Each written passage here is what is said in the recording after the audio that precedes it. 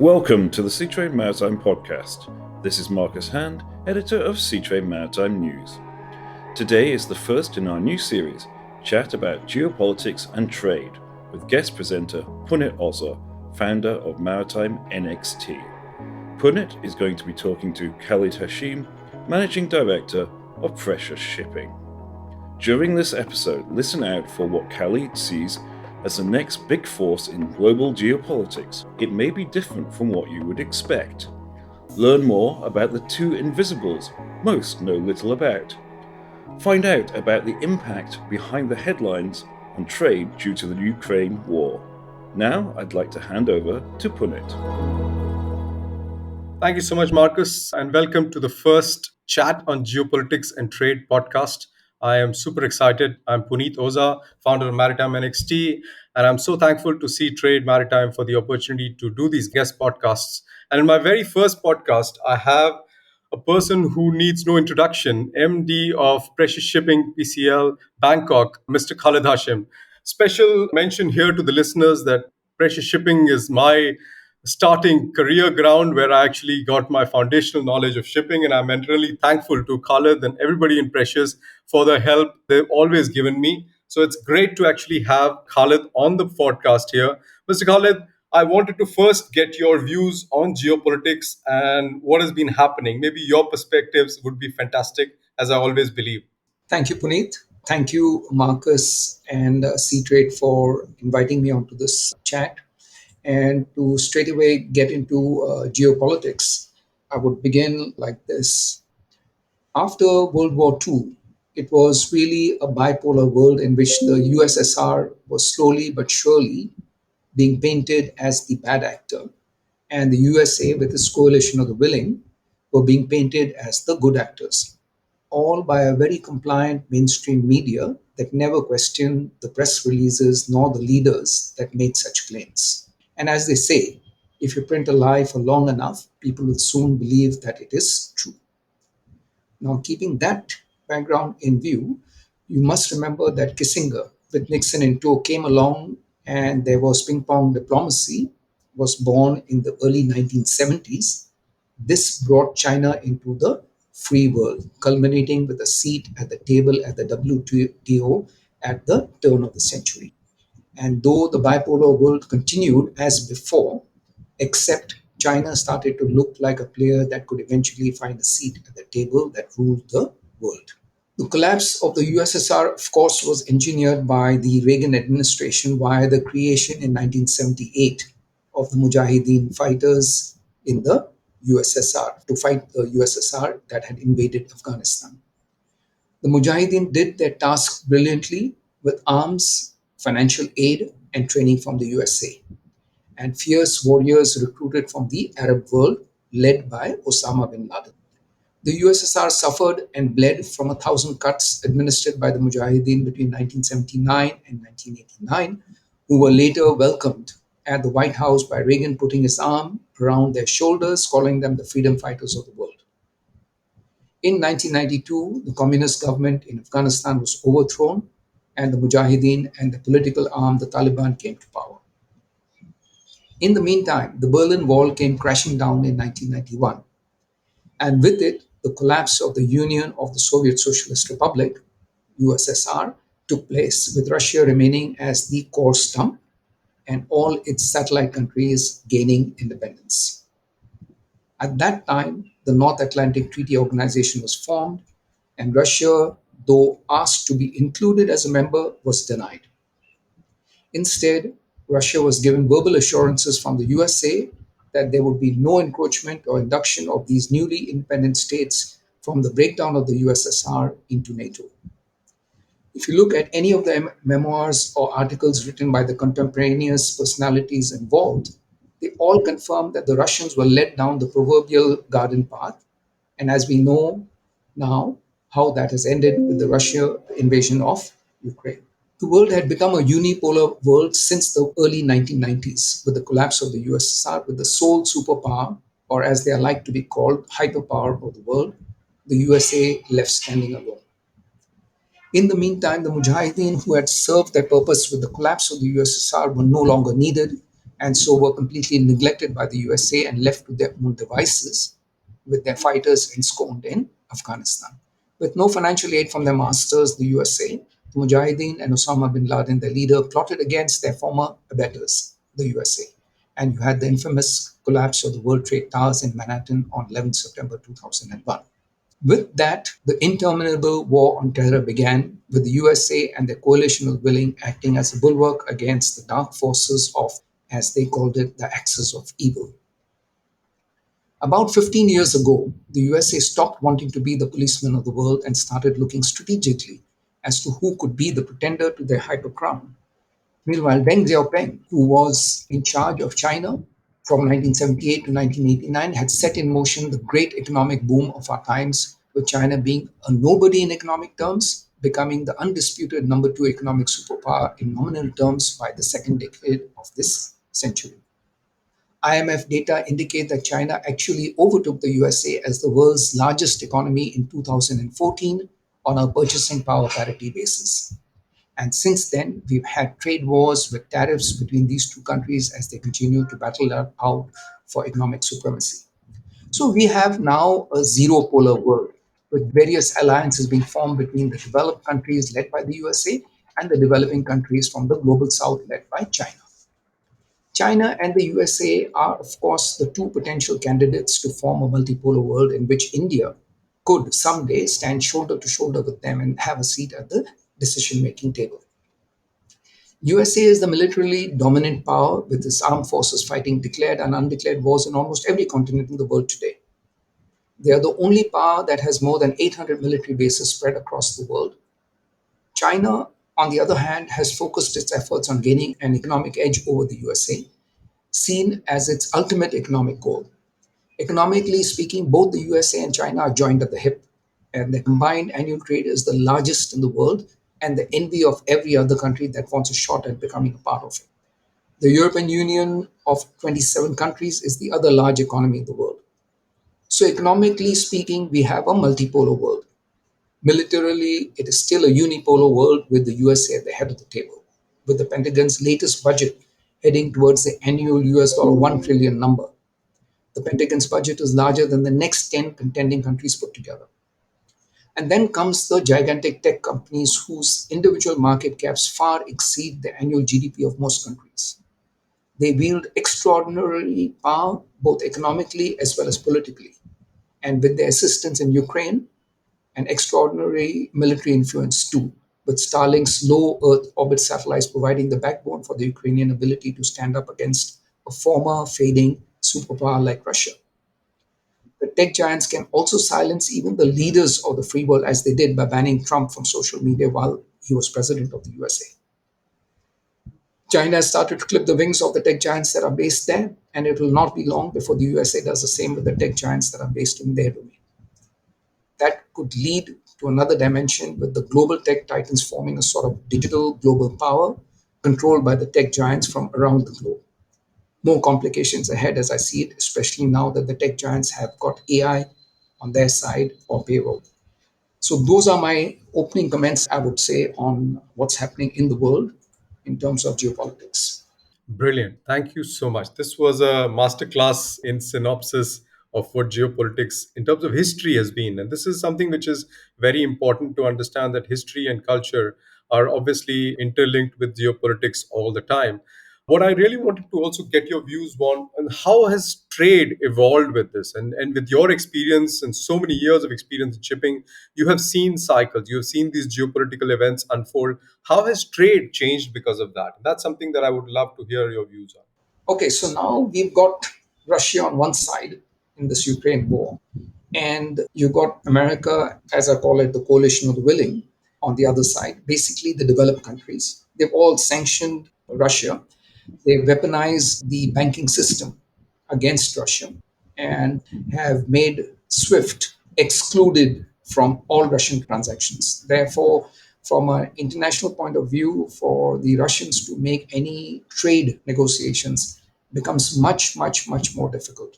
But having said that, if you look at the numbers, and these are numbers touted by the Ukrainians themselves, they say that Russia's trade has actually increased after the war, despite the weaponization of sanctions against them. So when you have geopolitics affecting trade, you've actually drilled down further to see whether there's really been an impact against trade or that the trade has still flourished. Because at the end of the day, the world of trade abhors a vacuum. If you create a vacuum, trade will flow in from somewhere else. So I think trade vacuums or trade tariffs and trade barriers can never ever really stop trade taking place. The only thing that stops trade taking place, and this has happened to us in 1998, 1999, when we saw the infamous collapse of all the developing world starting out in Thailand in July 1998 and then reaching the shores of Brazil and all the rest of the developing world put together. So, yeah, geopolitics, whether it is through monetary means, whether it is through military means, or it is through trade means, will always create issues around which most shipping companies will have to navigate themselves. Absolutely. And that's the central point. I mean, when I talk to students, a lot of them have a bookish understanding of how trade actually takes place. But the geopolitics introduces a complete outside perspective beyond the books, as I call it. And in that sense, I see that most of the headlines, and you mentioned a little bit about the media and how it functions, most of the headlines doesn't really involve giving a positive view on the trade space at all. They talk about a lot of economic and political aspects, but they hardly talk about the trade aspects in general. Is that your perception as well? I'm sure. Absolutely, because shipping and trade, I think, are the two invisibles of the world. Most people don't understand much about it. And if you look at the way the superpowers have treated trade, as an example, the WTO today does not have any resolution mechanism left because they don't have a quorum, because the person that needs to be appointed to get that done is being blocked by the USA. So you can see clearly how geopolitics even comes into the WTO, and an organization that was established to resolve difficulties between countries where there were trade barriers put up, again has no teeth left to get the job done because the teeth have been yanked from its open mouth by the USA. So yes, geopolitics does interfere, but unfortunately the press, the mainstream media especially, does not focus on it. Say for example, like when the Russia-Ukraine war started, what happened? Russia continued to export quite significant quantities. In fact, it's gone up rather than come down, despite all the sanctions that are there. But Ukraine had a problem, and Ukraine could not export from the 24th of Feb, when the war started in 2022, till the 1st of August, when the Turkish Prime Minister, the UN Secretary General, and Vladimir Putin got together and they agreed what is known as the Black Sea Grain Initiative. So that is something that was done by individual actors wanting to get this problem resolved. But the war in Russia and Ukraine, which stopped the grain flow for about, say, 4 months, 5 months, between August and end of Feb. So 5 months, there was no trade. And then after that, the trade started out and averaged about 3 to 4 million tons of grain every month. Now that has again been put to rest. And again, all the players involved are looking at trying to resurrect it again. But in the meantime, what happened? Western world wanted to encourage this trade because it helped their client state, Ukraine. Two, it also helped them to gain the cheap grain that they wanted. Three, as Russia has pointed out many times, and if you look at even the FAO numbers, the number of cargoes moved to the poorer countries, that is, say, West Africa and other countries, which are really poor in need of grain at a cheaper price. Hardly anything, less than 5% has gone to them. 95% has gone to the developed world. So again, there's a lot of press doesn't seem to understand what's going on. They never point out these things. It's maybe in the shipping press it comes out once in a while, but even there, people are wanting to toe the line by the superpower of the world, which is America. So this is where we are at. Those trade flows then helped us eventually. See, like the first 5 months, it was bad. Any ship caught in the Black Sea or in the Eastern Med would have had a disaster of a time. All the ships that were outside would have benefited because at some point in time, trade started flowing again to all these countries from different parts of the world, which were much further in distance than Ukraine. Then, of course, the Ukrainian trade flow started again, so we had both trade coming in from there as well. Now, another good example of geopolitics interfering in trade and actually assisting shipping, and which I think most people have not been able to print or bring out, except maybe in the shipping press, but again, obliquely, not in a very concerted way, is China's political issues with Australia. So when China got a little upset with the way Australia was trying to, put pressure on them, China decided that they would buy no more coal from Australia.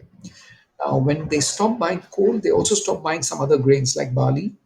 And what did Australia do? They didn't sit still. They started exporting to other countries. And Australia's total trade on grain and coal remained roughly where it was growing at. So the pace of growth remained there. It didn't change, but except that the destination changed. Now, that destination was helped, of course, by the Ukrainian war. Coal that Ukraine could have exported now was being, or rather, the gas that Russia was giving almost free to the European Union, which was stopped. Now that had to be replaced with something to get you energy. And the easiest replenishment point was coal.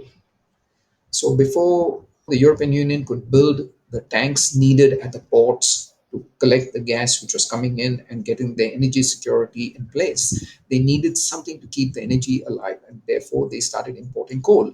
And the one country which was not able to export coal to China, and which was their single largest customer, suddenly found a perfect spot to which get their coal to. Now, this is if you go back in time when I first started out in shipping, a regular trade was iron ore coming into China, with the ship then going to in ballast to Australia to pick up coal to go to Rotterdam. And from Rotterdam, they would go back to Brazil to load iron ore to come back to China. Now that trade has been sort of resurrected because of the Ukrainian war, as well as China's geopolitical issues with Australia. So, see, these are the type of things that it's very difficult to forecast because you don't know how these things will play out. Because in a matter of weeks, China, from being a single largest importer of coal from Australia, decided that they didn't want any. And it's very difficult to figure these things out. But once it happens, then you have to figure out what is going to happen with China as a country. They also need the coal. What will happen with Australia as a country which has got the excess coal, and where will it go and how will it be distributed? So these things add a lot to turmoil.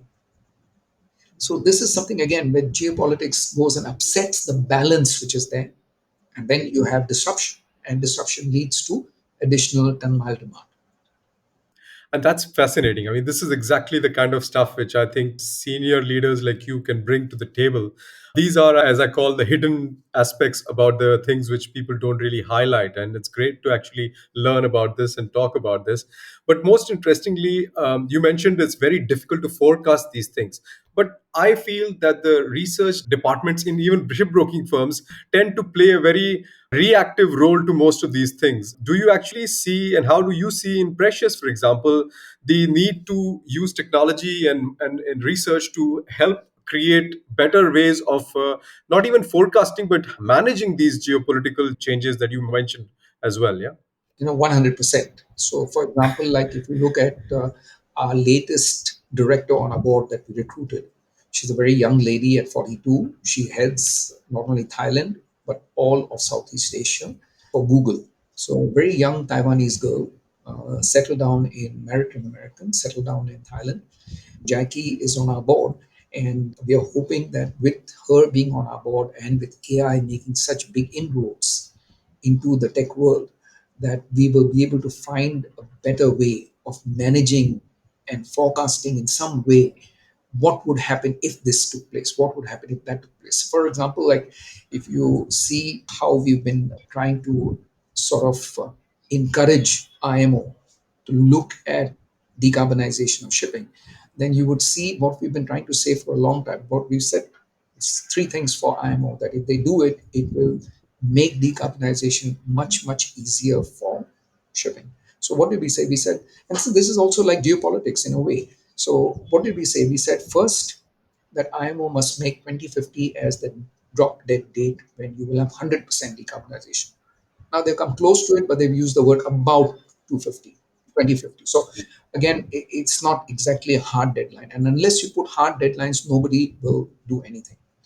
Two, we said that at the same time as this hard deadline is taken, they should have put a carbon tax of $100 per ton starting out on the 1st of January 2024. Now, $100 ton on carbon is $320 per ton on fuel oil. If you multiply that by the total amount of fuel that is being burned in the world today by ships, you'd come to somewhere between 90 and $100 billion.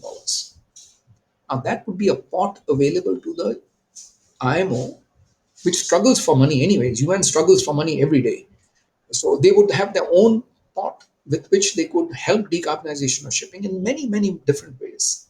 Like simple ways. One, the first movers, who has gone in for ships which are much, much more expensive and not being paid by the clients even a single cent extra, they could be subsidized in some way for the green fuels that they use. So this is one way they could have straight away started that.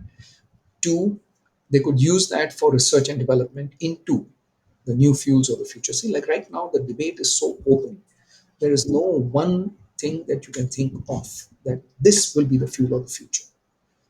As pressure shipping, because we are in dry bulk, because we're a small player, and we are not got the type of cash available, say, for example, with the container liners of the world. They have a lot of cash because the last 2 years they made more money than you can say in the last since 1953, since Mr. McLean got containers into the world. Since that time, they've not made this type of money. If you put it all together, therefore they have the cash and they are experimenting. And sometimes the experiments go wrong. Say, for example, like when you look at LNG ships, this is a big issue. Methane slip is there from all the engines. Methane slip is there from the production of LNG. So you are, if you see from well to wake, it's not a great fuel to have on board. Plus, anyways, it's a carbon molecule at the end of it. So it's still not a great fuel. Now, we've been speaking with different ship owners to see what is it that they're trying to do with, why this LNG push. And the answer I got, which is quite enlightening, is that it's a transition fuel. Yes, there are problems with it. Point one. Point two, we are spending money to try to stop that problem, to reduce the methane slip. Three, hopefully the rest of the governments in the world decide and take action in their own countries that stops methane slip from taking place. Then from well to wake, it'll still be a reasonable fuel. It'll be, first of all, free of any form of SOx, free of any form of NOx. So it will be just carbon molecules that it'll give off. So from that point of view, it's a good transition fuel. And then this very enlightened person that we were speaking with on this issue said that those ships, if you design a ship for LNG from day one and you put in just a little bit of extra money, you could make it equivalent for ammonia, which is the fuel of the future, according to them. So they say that in the transition period, how do you control this? Is to go in for LNG ships and then convert them into ammonia, but have the thing done at new building stage. So you have it on board, and then when you go, whenever ammonia is available in large enough quantities as e-ammonia, that is clean green ammonia, you can definitely go in for that. So that is where the argument is shifting towards. So the difference between LNG and ammonia, of course, is energy density. LNG is not as dense as fuel oil. Fuel oil is the densest fuel that we've ever had in shipping, but it is more dense than ammonia. So you need, say, maybe a 30% uplift of tank capacity to make an LNG ship also able to handle ammonia in terms of volume. So he says that this is something which we are already building into our ships. I think the enlightened companies who have the money and who have the research capability, which you just spoke about, are heading in that direction. So yes, there are companies that are forward looking. So like this is what we told IMO. So we told them that, okay, do this, put the carbon tax, it'll equalize the cost of ammonia versus fuel oil.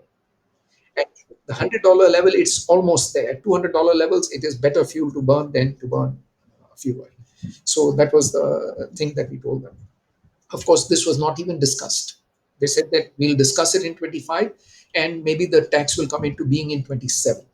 So again, it's, It's lying in limbo, and It's just pushing the can down the road. until you put, yeah, exactly, it's kicking the proverbial can down the road.